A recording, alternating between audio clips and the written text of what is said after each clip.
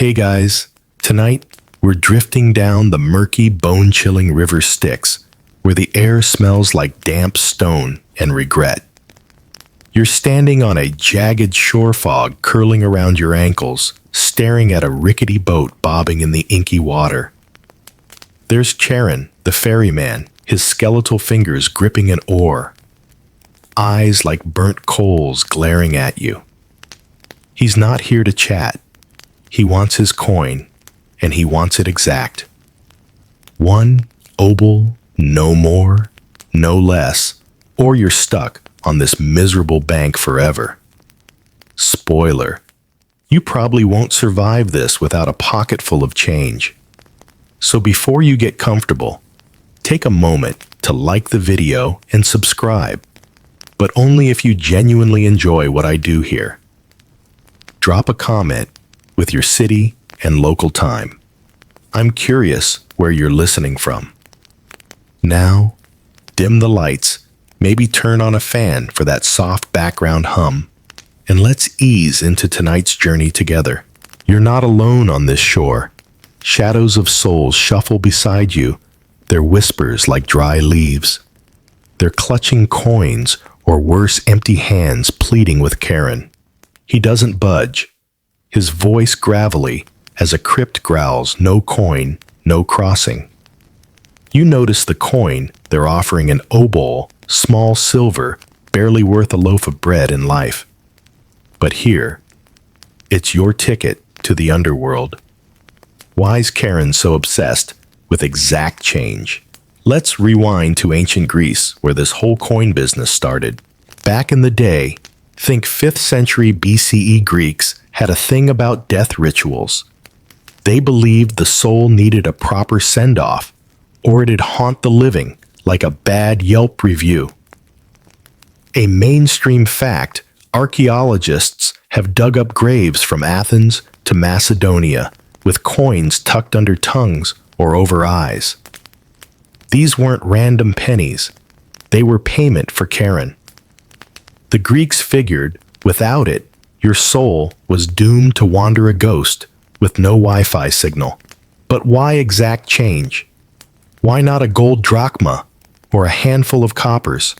Historians still argue whether this was about economics or symbolism. Did Charon need the cash, or was the obol a ritual flex? Here's a quirky tidbit. Some graves had fake coins like underworld monopoly money. Families too poor for real silver used clay knockoffs, hoping Charon wouldn't notice. Spoiler, he probably did. You imagine him squinting at a dodgy coin, muttering, "Nice try, pal." His stickler attitude wasn't just him being a grump. The obol had weight, metaphorical, not metal. It marked you as someone who mattered, someone whose family cared enough to pay the fare. No coin. You're basically an unpaid intern of the afterlife. You glance at Charon now, his cloak flapping like a bat's wing. He's not your buddy, but he's not a monster either. Just a guy with a job. You wonder, what's on the other side of the Styx? Hades' realm, sure. But what's the vibe? Elysian fields or eternal dishwashing duty? You clutch your obol tighter, feeling its cold edge. Charon's staring, and you swear he's smirking like he knows you're overthinking this. "Hurry up," he snaps. You step toward the boat, but the crowd of souls pushes back, all desperate for a seat. It's Black Friday at the underworld Walmart. Joke time. Why doesn't Charon take Venmo? Because even the underworld's got a cash-only sign. You chuckle, but the fog swallows the sound. The Styx laps at the shore, and you realize this coin thing isn't just about Charon's paycheck. It's about order control, a system older than the gods. You're about to learn why that tiny obol carries so much baggage, and why Charon's not budging on his exact change policy. For now, you wait coin in hand, hoping you don't drop it in the river. That'd be a real mood killer. You're still on the Styx's gloomy shore, the air thick with mist that clings like a bad cold. Charon's boat creaks as he shoves another soul aboard, pocketing their obol with a grunt. You're clutching your own coin, its edges biting your palm, wondering why this ferryman's so fixated on exact change. Let's dig into the roots of this toll, because it's not like Charon's running a lemonade stand. This fee goes way back, tangled in ancient Greek burial rituals that made sure you didn't end up a lost soul with no GPS. Picture a Greek funeral, maybe 600 BCE. The bodies washed, wrapped in linen, and laid out for mourners. Here's a mainstream fact. Families placed coins, usually obols, on the deceased's eyes or in their mouth. Why? To pay Charon for the Styx crossing. This wasn't optional, like tipping your barista. It was a sacred duty. If you didn't pay up, your soul might linger haunting the living, or worse, stuck in limbo like a cosmic DMV line. The Greeks took this seriously. Tombs from Crete to Corinth show coins and skulls, proof they meant business. But why did this coin tradition start? Historians still argue whether it was practical or spiritual. Some say it was about ensuring safe passage, a ticket stub for the underworld. Others think it was symbolic, a way to honor the dead's worth. Either way, the obol wasn't just pocket change. It was a contract, a promise that you'd reach Hades' realm. Miss the payment, and you're ghosted literally. You glance at Charon, who's eyeballing a soul's coin like a jeweler. No wonder he's picky. Here's a quirky tidbit. Some Greeks believed Charon could smell a cheapskate. If you tried slipping him a bronze instead of silver, he'd sniff it out and ditch you on the shore. Imagine him holding a coin to his nose, muttering, "This ain't it, chief." True or not, it shows how deep this ritual ran. Families went all in to get it right. You start to see why Charon's so rigid. He's not just a grumpy boat guy. He's gatekeeping the afterlife, and his toll's the first test. You shift your weight on the rocky bank, the Styx's current gurgling like a stomach ache. The souls around you are a mess. Some wail, some barter. One guy's offering his sandal. Charon's not impressed. You wonder what happens to the coinless. Do they wander forever? Or is there a budget ferry you don't know about? Joke time, maybe there's an underworld GoFundMe, but Charon's not crowdfunding your soul. You smirk, but the thought lingers. How did this one coin rule get so ironclad? Back to those burial rituals. They weren't just about coins. Families burned offerings, sang laments, even hired professional mourners to wail louder than a reality TV breakup. The coin, though, was the star. It had to be exact, because death was no place for haggling. You imagine a Greek mom double-checking her kid's obol like packing lunch for the afterlife. "Don't lose it," she'd say, "or Charon's gonna yeet you into the fog." That's the vibe. Precision mattered, because the stakes were eternal. You notice the crowd thinning as Charon loads another batch. His boat's low, in the water packed with souls clutching their fares. You're next, maybe, if you don't fumble your obol. The ritual's weight hits you. This tiny coin isn't just money. It's your VIP pass to whatever's across the river. Charon's not here to make friends, but he's not the bad guy either. He's just following orders, stuck in a system that demands exact change. You wonder who set this up and why they made it so strict. The Styx keeps flowing, and you're about to learn what that obol really means.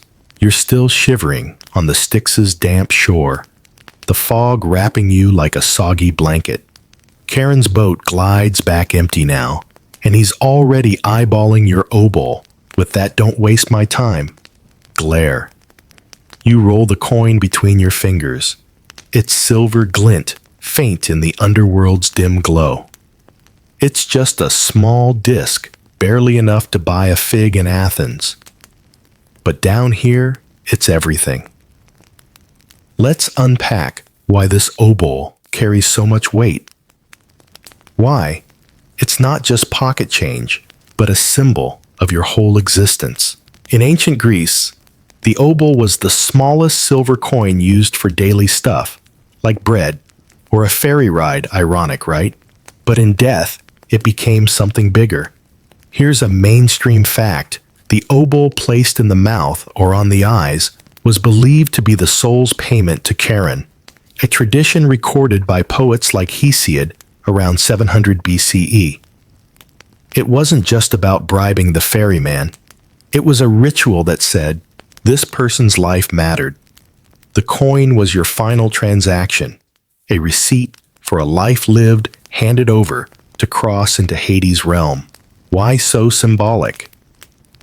Historians still argue whether the obol was about economic fairness or spiritual closure. Some say it leveled the playing field, rich or poor, everyone paid the same fare. Others think it was a family's last flex proof they could afford the toll.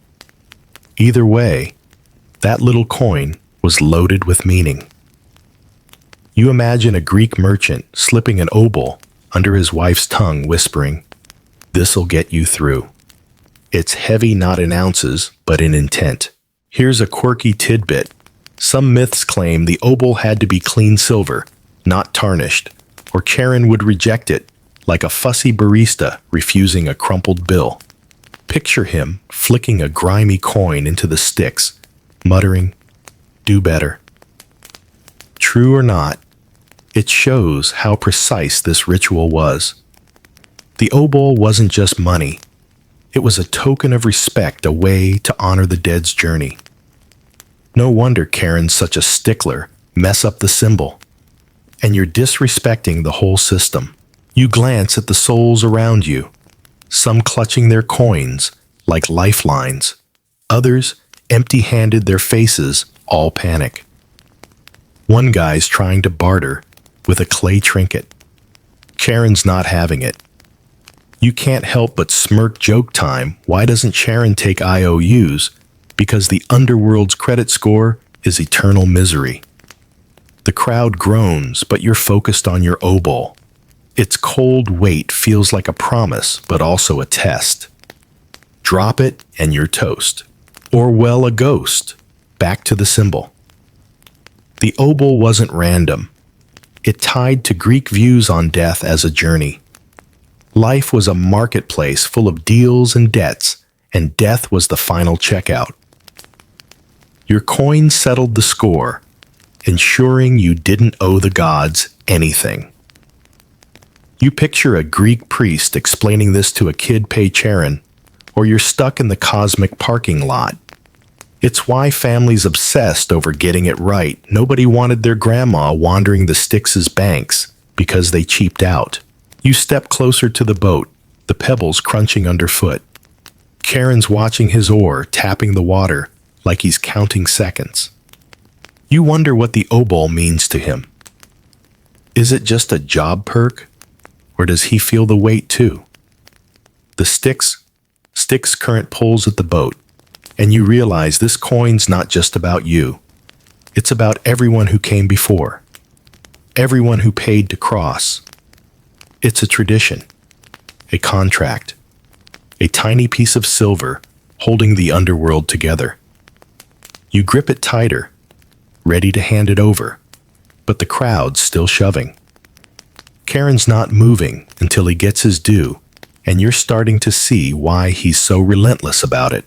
You're still on the Styx's misty shore, the damp air seeping into your bones like a bad vibe. Charon's boat rocks gently, his skeletal hand outstretched, waiting for your obol. The souls around you are a chaotic mess. Some clutch coins, others beg. One guy's waving a stick like it's currency. Charon's face says it all. No coin, no ride. You're starting to get why he's such a hard ass about exact change. This isn't just a toll booth, it's a cosmic checkpoint, and Charon's not here to negotiate. Let's dive into why he's so unyielding, why he'd rather strand a soul than take a half a bowl. Back in ancient Greece, the idea of Charon refusing passage was a big deal. A mainstream fact, texts like Aristophanes' plays from the 5th century BCE mention Charon's strict policy, pay the obol, or you're stuck on the shore. This wasn't just mythology. It shaped how Greeks prepared for death. If you didn't have that coin, you were doomed to wander the Styx's banks, a restless shade with no place to go. It's like missing the last bus home except forever. Charon's inflexibility was the ultimate reality check. Death doesn't do payment plans. Why so harsh? Historians still argue whether Charon's strictness was about divine rules or cultural fears. Some say he was bound by Hades' laws, a cosmic employee who couldn't bend the rules. Others think it reflected Greek anxiety about improper burials. Forget the coin, and you're a burden on the living. Either way, Charon's no-nonsense attitude made sure everyone got the memo. Pay up or stay stuck. You glance at him now, his eyes like cold embers. He's not cruel, just doing his job, but man, he's committed. Here's a quirky tidbit. Some stories claim Charon kept a tally of every soul he ferried, scratching marks on his oar to track his customers. Imagine him muttering, "Soul 3472, paid in full, like an underworld accountant." It's probably bunk, but it paints a picture. Charon's not just a ferryman, he's a gatekeeper who takes his gig seriously. No coin, and you're not even a number in his book. You can see why souls are freaking out, shoving each other to get to the front. You shift on the rocky bank, the Styx's black water lapping at your feet. The crowd's getting pushy, and you're worried you'll drop your obol in the scuffle. Joke time. Why doesn't Charon offer a group discount? Because the underworld's not running a family plan. You chuckle, but the tension's real. You're starting to feel the weight of those stranded souls, the ones who didn't make the cut. Their whispers float through the fog. Should have brought change. It's a grim reminder Charon's not budging, and you're one fumble away from joining them. Think about those left behind. Myths talk of shades wandering the shore for 100 years, unable to cross. Some Greeks believed they could haunt the living like ghostly bill collectors. You imagine a shade glaring at their cheapskate nephew, muttering, "You couldn't spare one obol." It's why families went hard on burial prep, tucking coins in mouths like it was life insurance. Charon's strictness wasn't just about him. It was a warning to the living. Get it right, or your soul's on hold. You step closer to the boat, the crowd parting slightly. Charon's staring right at you, his oar still. You hold up your obol, hoping it passes muster. He doesn't smile, doesn't nod, just waits. You realize his unyielding nature isn't personal. It's the system. The Styx, the coin, the crossing. It's all a machine, and Charon's the cog that keeps it turning. You're starting to wonder what happens to those coins and why this whole setup feels so rigid. The boat's ready, but you're not sure you are. You're still huddled on the Styx's chilly shore, the fog swirling like a bad dream you can't shake.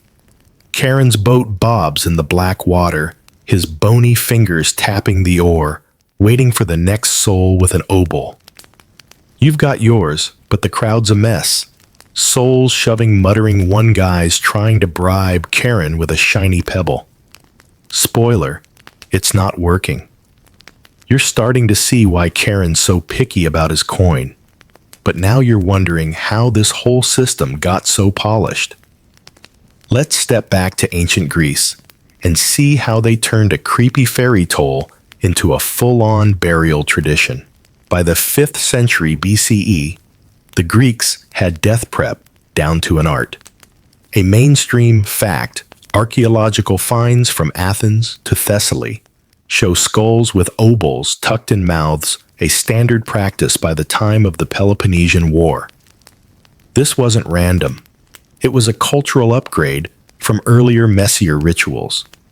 Before, some families just tossed coins in graves or skipped payment altogether, risking a soul's Styx stranding. But as cities grew, so did the need for order burial customs got standardized, and the mouth coin became the gold standard. It was like the underworld's version of exact change only. Why the mouth? Historians still argue whether it was practical or symbolic. Some say it was just easier to secure the coin. Their eyes could slip, hands could drop. Others think it was deeper, like the soul speaking its fare to Charon. Either way, it caught on fast. You imagine a Greek undertaker, all serious, slipping an obol under a corpse's tongue like it's a parking ticket. "Don't lose this," he'd mutter, "or you're walking to Hades." It's grim, but it worked fewer ghosts, happier ferrymen. Here's a quirky tidbit. Some graves had extra coins like a tip for Charon. A few skeletons in Corinth were found with 2 or 3 obols, maybe for VIP service or just overzealous families. Picture Charon pocketing the extras, grumbling, "I don't do refunds." It's a reminder. Greeks took this seriously, doubling down to make sure their dead got across. You glance at Charon, now his eyes scanning the crowd. He's not impressed by your obol yet, and you're praying it's not a dud. You shift on the rocky bank, the Styx's current whispering like a creepy lullaby. The souls around you are frantic, some waving coins, others empty-handed, their moans blending with the fog. Joke time. Why doesn't Charon take Apple Pay? Because even the underworld stuck in the Bronze Age. You smirk, but the mood's heavy. You're starting to get why this coin-in-mouth thing mattered. It wasn't just about Charon. It was about closure, making sure the dead weren't left hanging. Families back then didn't mess around. They wanted their loved ones on that boat. Think about the logistics. Coins weren't always easy to come by, especially for poor folks. Yet the custom spread rich and poor alike, tucking obols in mouths. It was a social contract, a way to say, "We've got you." You picture a Greek kid watching their grandpa's funeral, coin placed carefully, thinking, "That's my job someday." It's heavy, but it bonded people. Death was everyone's problem, and the obol was everyone's answer. No wonder it became standard. It was practical and profound, a tiny silver fix for eternity. You edge closer to Charon's boat, the crowd thinning as he loads another batch.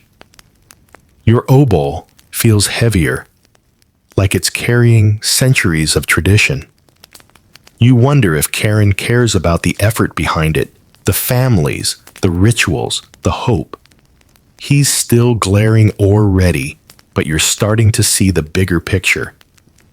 This coin isn't just a toll, it's a legacy, a system that kept Greek society ticking even in death. You're almost at the boat, but the Styx's pull feels stronger, and you're not sure what's waiting across it. You're still stuck on the Styx's grim shore, the fog curling around you like a clingy X. Charon's boat sways in the dark water, his bony grip on the oar, unwavering, as he collects obols from a fresh batch of souls. You're holding your coin, its silver edge sharp against your skin, but the crowd's chaos whining, shoving one guy offering a shiny rock makes you wonder if you'll ever get aboard. Charon's not budging his exact change, only vibes stronger than ever. Now you're curious, how did this coin business turn into a status symbol, where even in death money talks?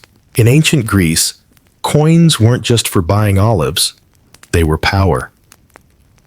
A mainstream fact, by the 6th century BCE, silver obols were standard currency across city-states like Athens, but they weren't always plentiful. For the poor scraping together, even one obol for a burial was a stretch. This scarcity made Charon's fee more than a toll. It became a marker of who could afford to die properly. Rich families tucked pristine silver in mouths, while poorer ones scrambled, sometimes using clay fakes. Your obol suddenly feels like a flex proof someone back home had your back. Why the economic divide? Historians still argue whether Charon's fee deepened social inequality or just mirrored it. Some say it was a cruel filter. Only the worthy crossed the Styx. Others think it pushed families to prioritize burial funds, a grim kind of financial planning. Either way, the obol became a status check. You imagine a Greek noble coin gleaming in their tomb, smirking from the afterlife like I paid premium. Meanwhile, the coinless were left haunting the shore, the ultimate social snub. Here's a quirky tidbit. Some graves in Thessaly had obols engraved with tiny skulls like underworld bling. Probably a rich guy's way of saying, even Charon knows I'm a big deal.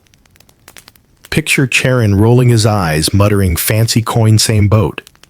It's a reminder the toll wasn't just about getting across, it was about how you showed up. You glance at your obol plain, but legit, and hope it's enough to avoid Charon's shade.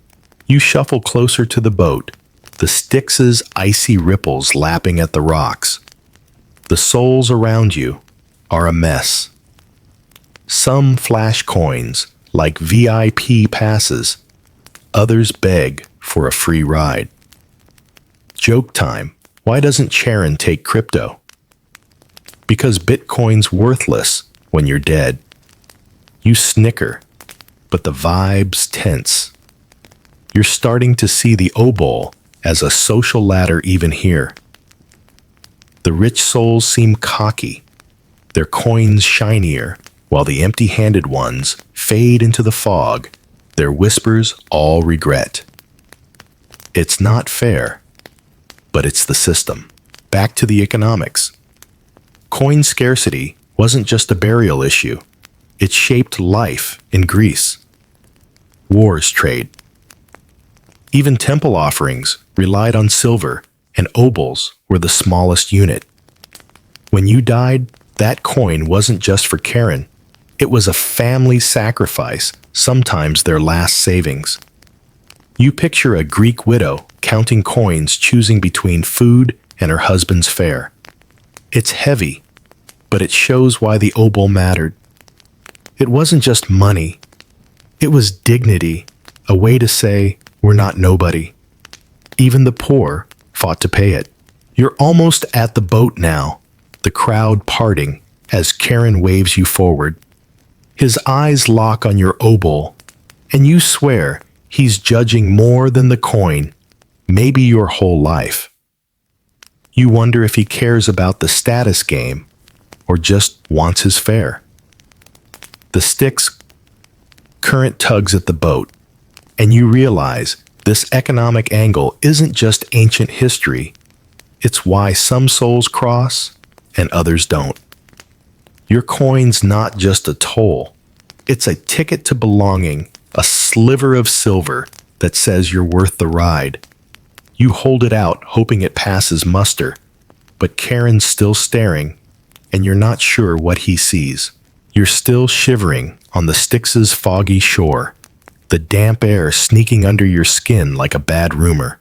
Charon's boat creaks as he unloads another batch of souls, his skeletal frame hunched over the oar, eyes scanning for the next obol. You're gripping yours. It's cold silver, a lifeline in the chaos souls are pushing, pleading. One guy's waving a twig like it's legal tender. Charon's not amused, his grumpy scowl deeper than the river itself. You're starting to wonder what's behind that sour attitude. Let's peel back the layers and meet the real Charon, the guy who's been haggling with dead people for centuries.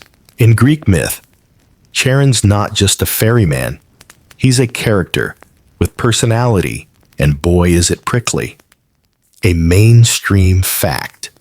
Ancient texts, like Virgil's Aeneid from the 1st century BCE, paint him as a grizzled, unkempt old man, all matted beard and bad temper, snarling at souls who try to haggle. He's not evil, just fed up. Imagine working customer service for eternity with no coffee breaks. His grumpiness comes from dealing with every shade of human nonsense, from sob stories to straight-up scams, all while keeping the Styx's schedule tight. Why so cranky? Historians still argue whether Charon's attitude is his own or a reflection of Greek views on death's gatekeepers. Some say he's a divine bureaucrat, stuck enforcing Hades' rules with zero wiggle room. Others think his mood mirrors the Greeks' fear of a cold, transactional afterlife. No warm fuzzies, just pay and go. Either way, you're feeling his vibe now. That don't test me. Stare as he rejects another soul's fake coin. You can almost hear him growl. Next, here's a quirky tidbit. Some vase paintings from 500 BCE show Charon with a squinting eye, like he's perpetually suspicious of every soul's obol.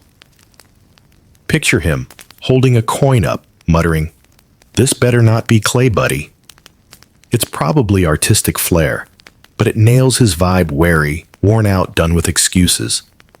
You're starting to see why he's such a grump. It's not just the job. It's the endless parade of souls thinking they can outsmart the system. Spoiler, they can't. You shift on the rocky bank, the Styx's black water gurgling like it's laughing at you. The crowd's a mess, souls bargaining, crying. One lady's offering her hairpin. Joke time. Why doesn't Charon smile? Because his only raise was a shadier dock. You chuckle, but the tension's thick. You're catching Charon's side-eye, and it's personal. His grumpiness isn't just about coins, it's about respect. Every soul trying to cheat him is a slap to his eternal gig, and he's not here for it. Think about his day-to-day. Charon's been at this since the gods were young, ferrying kings, beggars, and everyone in between. He's heard it all. I lost my coin. Can't you make an exception? And he's over it. You imagine him at the end of a shift, kicking back on his boat, muttering about that one soul who tried paying with a button. His grumpy demeanor is his armor, a way to keep the chaos at bay. Without it, he'd be drowned in sob stories, and the Styx would be a free-for-all. You step closer to the boat, the crowd parting as Charon points at you. Your obol's ready, but his scowl makes you second guess. Is it shiny enough? Legit enough? You're starting to get why he's so particular. Every coin's a tiny battle, a test of who's playing by the rules. Joke time. Again. Why's Charon such a mood? Because eternity's a long time to deal with bad tippers. You smirk, but your hands sweaty around the coin. Charon's not just a ferryman. He's the underworld's bouncer, and his grumpy vibe keeps the line moving. You hold out your obol, hoping you pass the vibe check, But his stare's still burning, and you're not sure what's next. You're still stranded on the Styx's dreary shore, the fog so thick it's like breathing soup. Charon's boat glides back, his bony silhouette looming as he pockets another obol with a grunt. You're clutching your coin, its edges digging into your palm, while the crowd around you souls begging. Bartering one guy, waving a broken sandal, makes you wonder if you'll ever board. Charon's glare says one thing: exact change, or you're toast. But why's he so locked into this rule? Let's dive into the underworld's fine print, the laws that keep Charon's hands tied and his toll non-negotiable. In Greek mythology, the underworld isn't a free-for-all. It's got rules tighter than a Spartan boot camp. A mainstream fact, texts like Homer's Odyssey from around the 8th century BCE describe Hades' realm as a structured bureaucracy, with gods like Hades and Persephone enforcing order. Charon's role as ferryman comes with a divine contract. One obol, one soul, no exceptions. This isn't his choice. It's the law of the land etched by Hades himself. Break it, and the whole afterlife grinds to a halt, like a cosmic vending machine jammed on out of order. Why so strict? Historians still argue whether these rules were about control or fairness.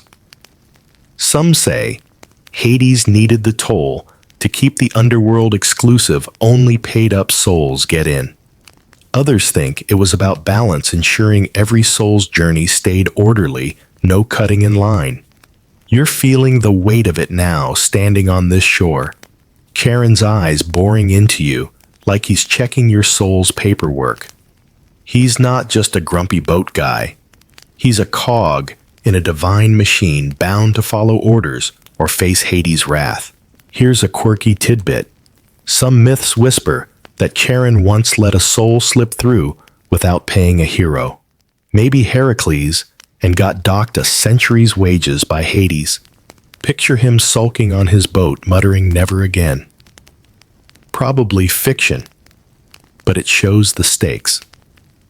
Charon's not freelancing. He's under pressure from the top. You glance at him, his oar tapping the water like a countdown. No wonder he's rigid mess up.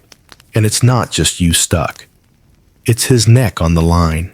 You shuffle closer to the boat, the Styx's current hissing like it's got secrets.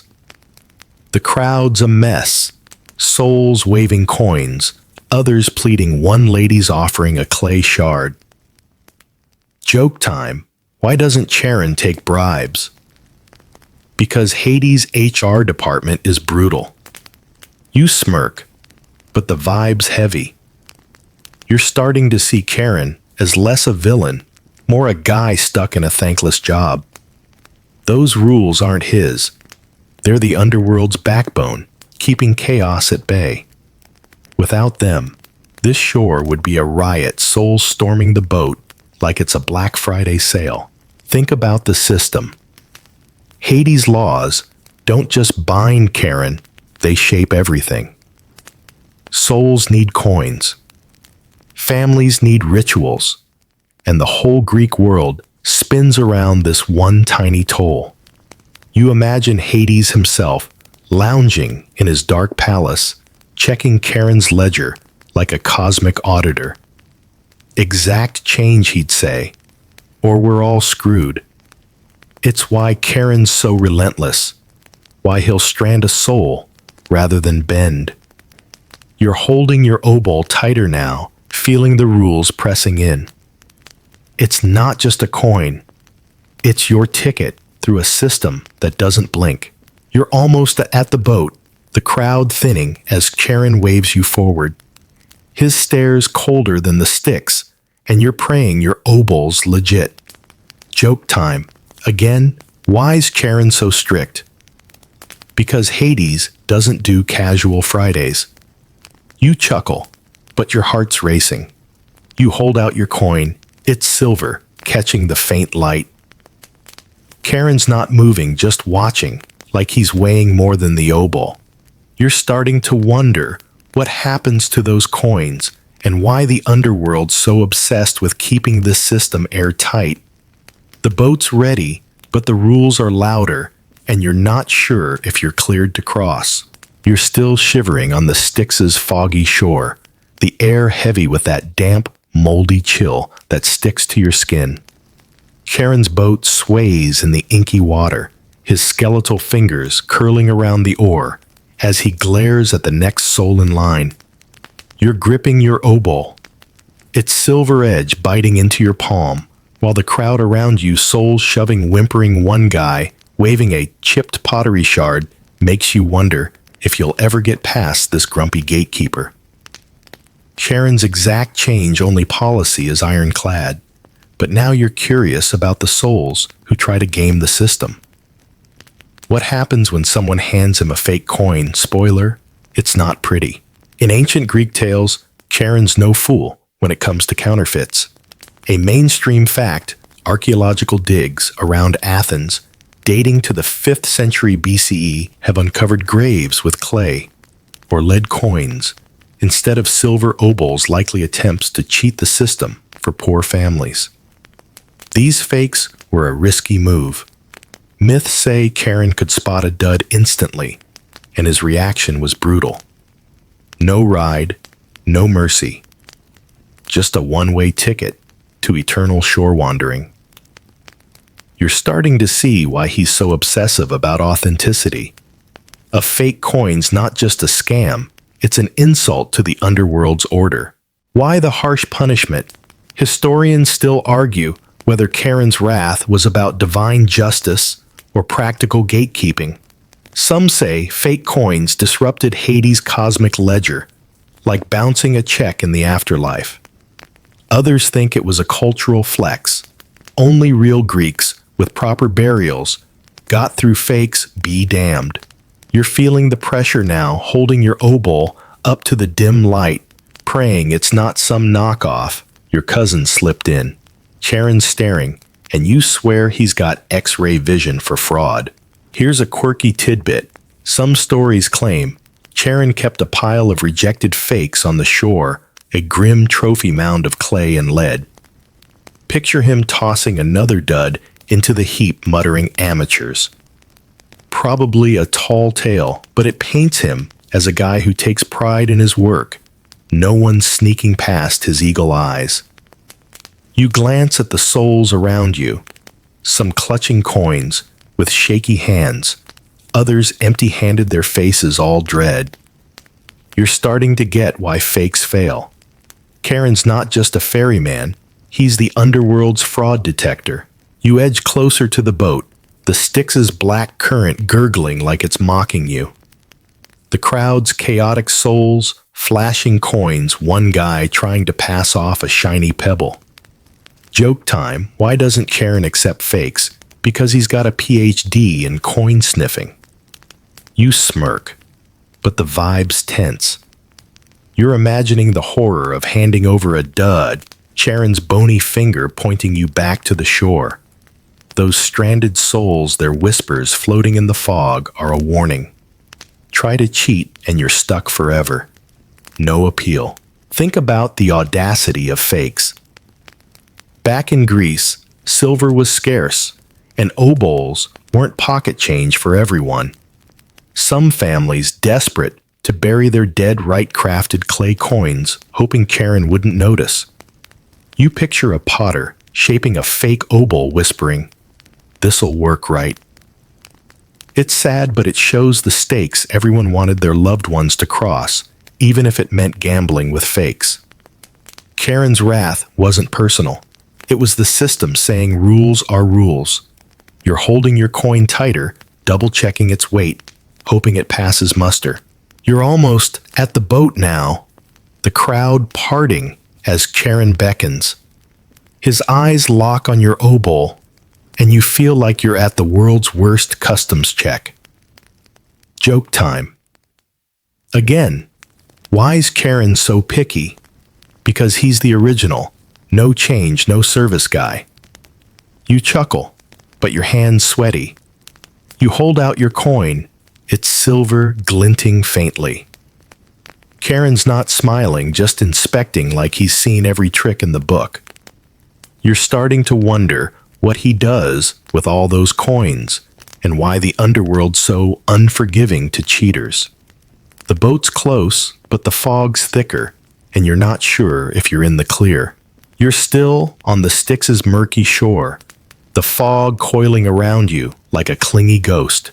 Charon's boat creaks as he shoves off another load of souls, his bony hand pocketing their obols with a grunt. You're clutching your coin, its silver warm from your grip, but the crowd souls shoving, begging, one guy waving a rusty nail like it's cash makes you wonder if you'll ever board.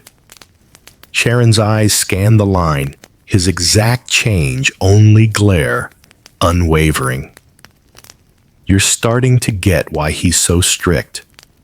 But now you're curious. Did his toll inspire other cultures' afterlife payments? Or is the Styx a one-of-a-kind toll booth?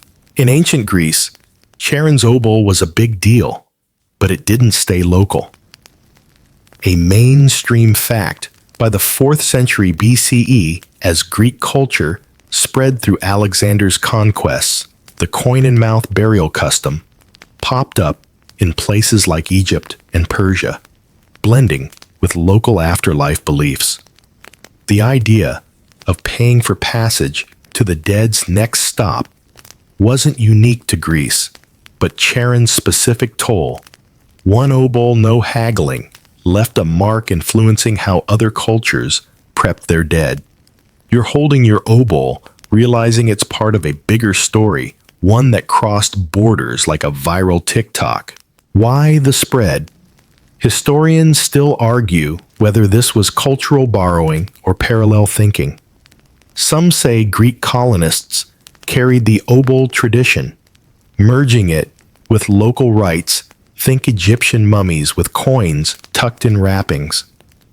Others think the idea of paying a death toll was universal, and Charon's version just got famous because Greeks were great storytellers. Either way, you're seeing echoes of the Styx in far-off places, from Roman graves with denarii to Celtic burials with bronze tokens. Charon's toll was the OG setting the vibe for afterlife economics. Here's a quirky tidbit.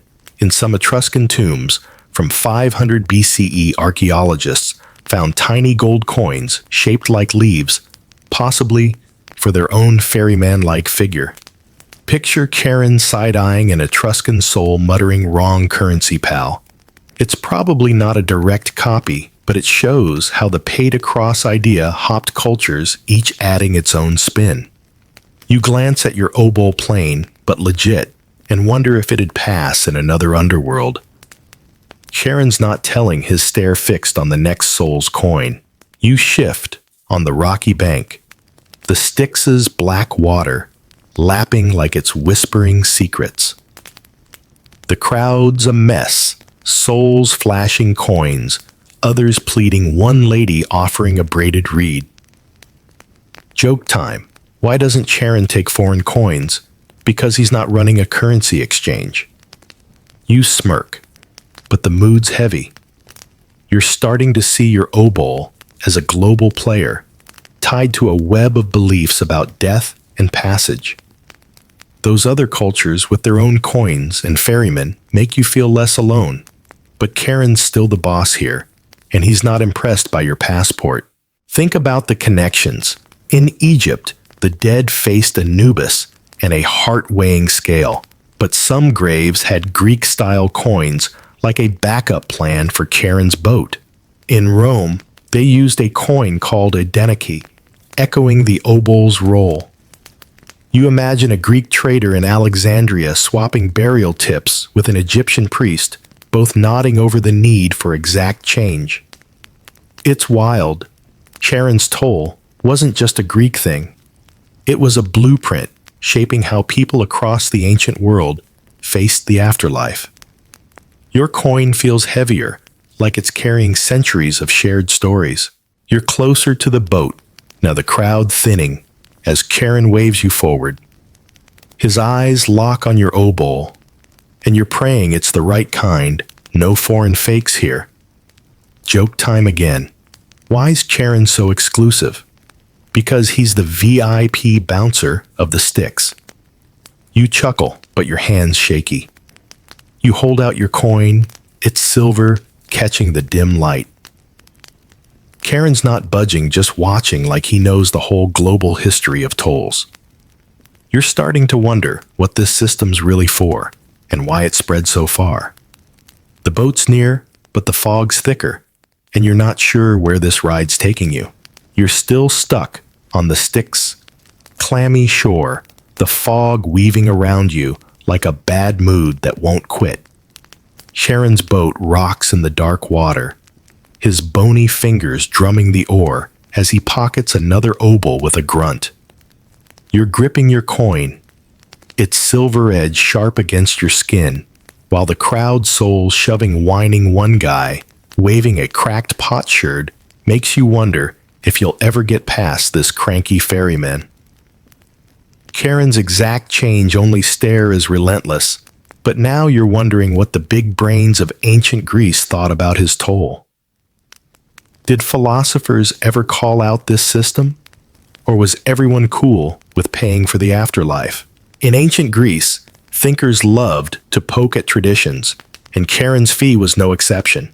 A mainstream fact, Plato writing in the 4th century BCE references the obol in his dialogues, hinting at debates over whether the afterlife toll was fair. Some philosophers, like the Cynics, scoffed at the idea, arguing that coins for Charon were just superstition, a scam to make priests rich. Others, like Pythagoreans, saw it as symbolic a ritual to ease the soul's journey. Either way, the toll sparked big questions. Why should a coin decide your fate? And what about the poor who couldn't pay? Why the debate? Historians still argue whether these critiques were about social justice or metaphysics. Some say philosophers worried the obol system screwed over the poor, trapping their souls on the Styx's shore. Others think it was about challenging blind faith. Why trust a ferryman when you could reason your way to truth? You're feeling the weight of it now, holding your obol, wondering if it's a ticket or a trap. Charon's glaring, and you're half expecting him to demand a philosophy degree along with your coin. Here's a quirky tidbit. Some Stoics allegedly joked that Charon should charge based on virtue, not coins, since wisdom's worth more than silver. Picture Charon snorting, muttering, "Good luck paying with principles, pal." It's probably apocryphal, but it shows the vibe. Thinkers were poking holes in the system, questioning why a ferryman held so much power. You glance at the souls around you, some clutching coins, others empty-handed, their moans fading into the fog. You're starting to see why philosophers cared. This toll's not just a fee, it's a moral puzzle. You shift on the rocky bank, the Styx's current hissing like it's got opinions. The crowd's a mess, souls flashing coins, one lady offering a woven bracelet. Joke time. Why doesn't Charon take essays? Because he's not grading your soul's thesis. You smirk, but the mood's heavy. You're imagining Plato on this shore, scribbling notes, muttering, "This system's rigged." The philosophers' debates make you question your obol. Is it a fair price or a barrier for the broke? Those empty-handed souls, their whispers all regret, are proof the system's not kind to everyone. Think about the stakes. In Greece, poverty was real, and obols weren't spare change for many. Philosophers like Diogenes, who lived in a barrel, would have hated the idea of a paywall for eternity. You picture him, yelling Charon's, just a glorified toll booth, while tossing pebbles in the Styx. Their critiques didn't change the system. Families still tucked coins in mouths, but they planted seeds, making people wonder if death should be so transactional. Your coin feels colder now, like it's part of a debate that's still unresolved. You're closer to the boat, the crowd parting as Charon points at you. His eyes lock on your obol, and you're praying it's not just a symbol of unfairness. Joke time. Again, why is Charon so stubborn? Because he flunked philosophy class. You chuckle, but your hand's shaky. You hold out your coin, it's silver, glinting faintly. Charon's not smiling, just watching, like he's heard every argument and doesn't care.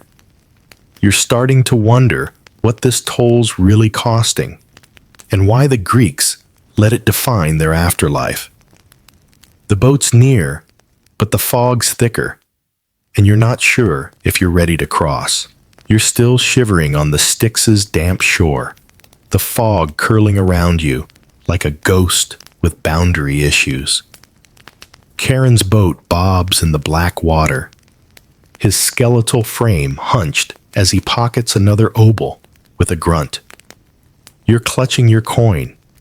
It's silver, biting your palm, while the crowd souls pushing, pleading. One guy, waving a bent spoon, makes you wonder if you'll ever board. Charon's glare screams exact change or bust, but now you're curious about the practical side. What does he do with all those coins? Is he saving for a yacht? Or is this about keeping his rickety boat afloat? In Greek mythology, Charon's boat is a constant. It's old, creaky, and barely holding together, yet it never sinks. A mainstream fact. Ancient texts, like Apollodorus' library from the 1st century BCE, describe Charon's vessel as a patched-up skiff, forever ferrying souls across the Styx. Some myths hint that the obols he collects go toward maintenance. Think new planks, fresh pitch. Maybe a better oar. Without those coins, his boat might spring a leak, stranding everyone, including Charon, in a cosmic traffic jam. You're starting to see your obol as more than a toll. It's a boat repair fund. Why the upkeep? Historians still argue whether the boat maintenance idea was literal or symbolic. Some say it was a practical myth. Coins kept the underworld's logistics running. Others think it was a metaphor for order, with obols fueling the system that keeps souls moving. Either way, you're eyeing Charon's boat now. It's wood, splintered moss clinging to the hull. It's no luxury liner, and you're hoping your coin helps patch that suspicious crack near the bow. Charon's watching his oar tapping like he's calculating repair costs. Here's a quirky tidbit. Some Greek vases from 450 BCE show Charon with a toolbox, like he's moonlighting as a shipwright. Picture him hammering planks at midnight, muttering, "Another obol, another patch." Probably artistic fluff, but it's a fun image, Charon, as the underworld's handyman, using your coin to keep his boat Styx-worthy. You glance at the souls around you, some flashing coins, others empty-handed, their moans blending with the fog. You're starting to get why Charon's so picky. A busted boat screws everyone, and he's not rowing you across in a life raft. You shift on the rocky bank, the Styx's current gurgling, like it's gossiping about you. The crowd's chaotic souls, waving coins, one lady offering a knotted rope. Joke time. Why doesn't Charon upgrade his boat? Because he's too cheap to spring for a motor. You smirk, but the vibe's tense. You're imagining Charon counting obols, budgeting for nails and tar. Those coinless souls, their whispers fading, are a reminder. No payment, no repairs, no crossing. Your obol's not just a ticket. It's keeping this whole grim operation afloat. Think about the logistics. The Styx isn't a puddle. It's a massive churning river. and Charon's boat takes a beating. Every soul, every trip adds wear and tear. You picture Charon inspecting his skiff, cursing a loose board, knowing he needs those coins to keep it seaworthy. It's not glamorous, but it's real. Your obol's a tiny cog in the underworld's machine, ensuring the ferry keeps running. You're holding it tighter now, feeling like you're funding Charon's DIY project. No wonder he's so strict. A single missed coin could sink the whole operation. You're almost at the boat, the crowd thinning as Charon beckons. His eyes lock on your obol, and you're praying it's enough to cover a plank or two. Joke time. Again, why's Charon so boat-obsessed? Because he's got the worst commute in eternity. You chuckle, but your hands sweaty. You hold out your coin. It's silver, catching the dim light. Charon's not smiling, just inspecting like he's mentally tallying repair costs. You're starting to wonder what else those coins fund and why the Styx's system feels so fragile. The boat's close, but the fog's thicker, and you're not sure if you're ready for the ride. You're still stuck on the Styx's foggy shore. The air so damp it's like breathing through a wet sock. Charon's boat sways in the inky water, his bony fingers gripping the oar as he glares at the next soul in line. You're clutching your obol, its silver edge sharp against your skin, while the crowd souls shoving whining one guy, waving a twisted twig, turns the shore into a chaotic mess. Charon's exact change-only vibe is stronger than ever. But now, you're curious about the scene around you. What's it like in this ghostly queue, with souls bickering over who pays first? Let's zoom in on the underworld's most dysfunctional waiting line. In Greek mythology, the Styx's shore is a holding pen for souls, and it's no picnic. A mainstream fact, texts like Lucian's Dialogues of the Dead from the 2nd century CE describe the bank as a crowded, noisy mess, with shades arguing, pleading, and trying to cut the line to Charon's boat. It's less an orderly queue, more a Black Friday stampede, except everyone's already dead. The obol's the only ticket, but that doesn't stop souls from squabbling over who's next, who's paid up, or who's sneaking a fake coin. You're feeling the chaos now, elbows jabbing, voices hissing in the fog. Why the drama? Historians still argue whether this queue reflected Greek social tensions or just mythic storytelling. Some say it mirrored real-world hierarchies, rich souls flashing coins, poor ones shoved to the back. Others think it was a narrative device, showing death's messiness, where even eternity starts with a fight. You're in the thick of it, dodging a soul who's yelling about first dibs. Charon's watching his scowl deeper than the Styx, and you're hoping your obol gets you out of this mosh pit. Here's a quirky tidbit. Some myths claim the queue had line monitors, minor underworld spirits who'd zap pushy souls with sparks. Picture a ghostly bouncer zapping a line cutter while Charon mutters about time. Probably fiction, but it captures the vibe. Total disorder, barely contained. You glance at the souls around you. Some waving coins like VIP passes, others empty-handed, their moans blending with the river's gurgle. You're starting to see why Charon's so strict. Without his iron grip, this crowd would storm the boat. You shift on the rocky bank, the Styx's current hissing like it's egging on the fight. The crowd's wild souls bargaining, one lady shoving another over a stolen spot. Joke time. Why's the Styx queue so bad? because even ghosts hate waiting. You smirk, but the tension's real. You're imagining Charon, rolling his eyes, wishing for a take-a-number system. Those coinless souls, their whispers fading, are a warning: no obol, no cutting in line. Your coin's your only leverage, and you're guarding it like it's the last slice of pizza.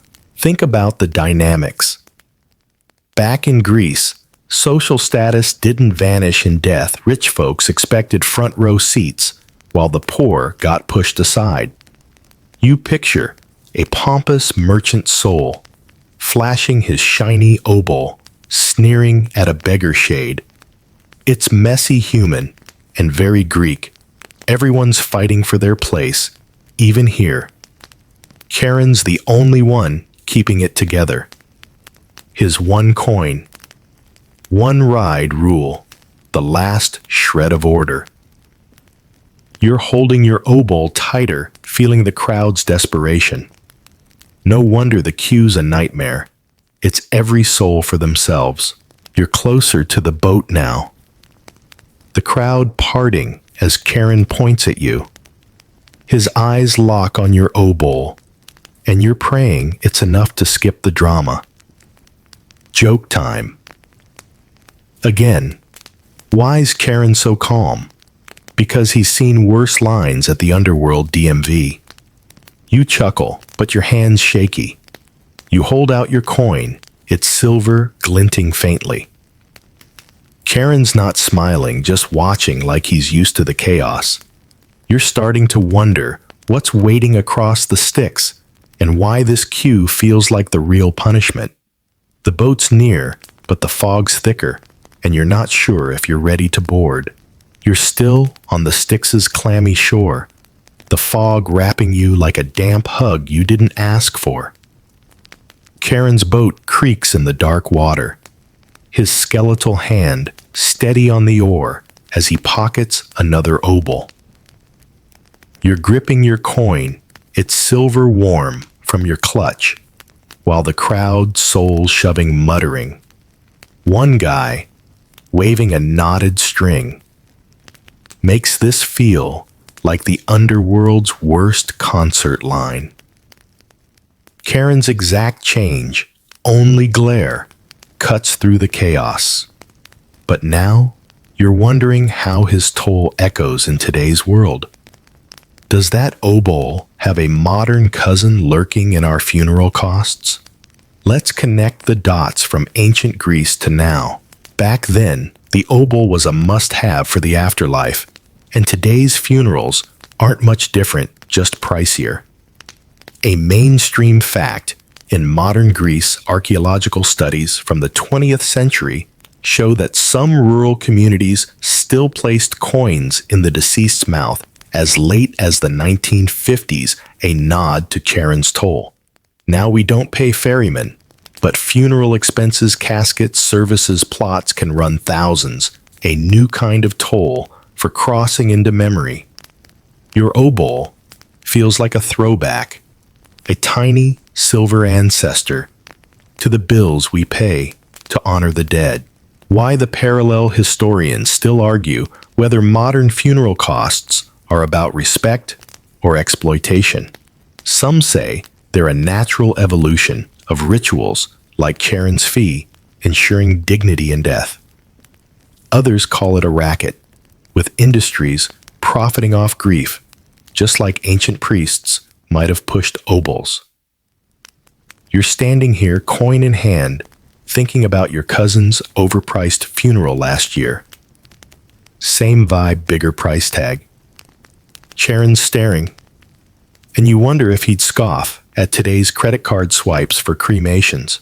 Here's a quirky tidbit. In some modern Greek villages, people jokingly call funeral fees Charon's cut, like he's still out there demanding exact change. Picture Charon at a funeral parlor, muttering cash, only no installments. It's folklore, but it shows the obol's shadow lingers, tying ancient rituals to our wallets. You glance at the souls around you, some flashing coins, others empty-handed, their whispers fading. You're starting to see your obol as a link to today, where death still comes with a receipt. You shift on the rocky bank, the Styx's current gurgling like it's tallying costs. The crowd's a mess, souls waving coins, one lady offering a woven mat. Joke time. Why doesn't Charon take PayPal? Because even the underworld's got a no refunds policy. You smirk, but the thought hits hard. Funerals today, like obols then, aren't just about passage. They're about status closure and sometimes guilt. Those coinless souls, their moans in the fog, remind you of families who can't afford a proper send-off. It's not fair then or now. Think about the economics. In Greece, an obol was a day's wage, for some a sacrifice to get it right. Today, the average funeral in the U.S. costs around $7,000, a chunk of savings for many. You picture a modern family stressing over casket prices, just like Greeks counted coins for Charon. It's not about boats anymore, but the pressure's the same pay-up, or your loved one's memory might feel stuck like a shade on the Styx. Your coin feels heavier, a reminder that death's always had a price tag, ancient or modern. You're almost at the boat, the crowd thinning as Charon beckons. His eyes lock on your obol, and you're hoping it's enough to pass this ancient test. Joke time. Again, why's Charon's toll timeless? Because death's the only bill you can't dodge. You chuckle, but your hand's sweaty. You hold out your coin. It's silver, catching the dim light. Charon's not smiling, just inspecting like he knows the cost of everything. You're starting to wonder what's across the Styx and why we're still paying for passage one way or another. The boat's close, but the fog's thicker, and you're not sure what's next.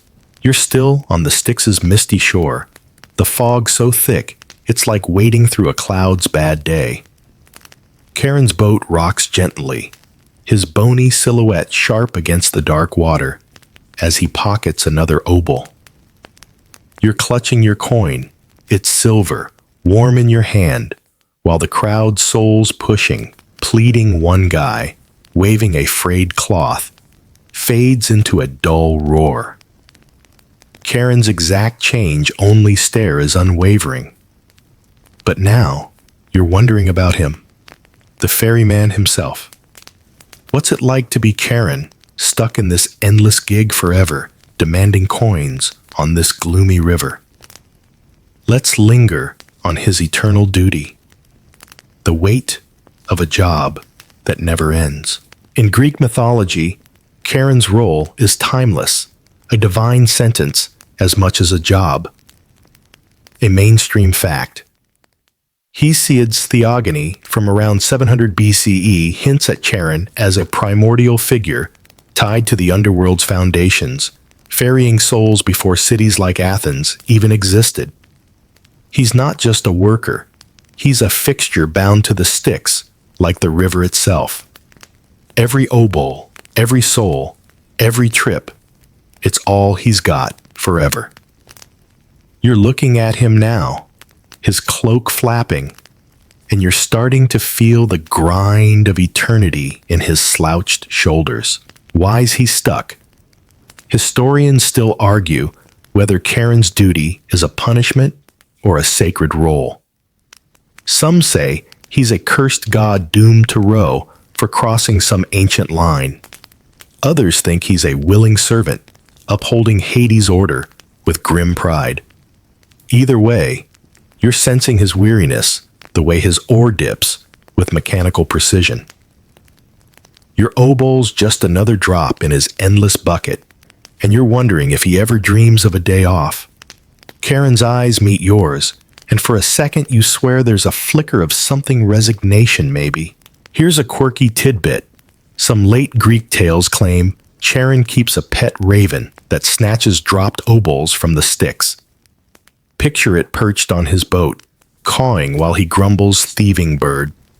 Probably a myth, but it humanizes him. A guy with a weird pet stuck in a dead-end job. You glance at the souls around you, some waving coins, others fading into the fog, their whispers soft. You're starting to see Charon not as a villain, but a guy trapped by duty.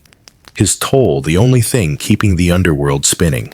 You step closer to the boat, the sticks, current, murmuring like it's counting his trips. The crowd's thinning souls, boarding others left behind. Joke time, why doesn't Charon quit? Because the underworld's got no HR to complain to. You smirk, but the mood's heavy.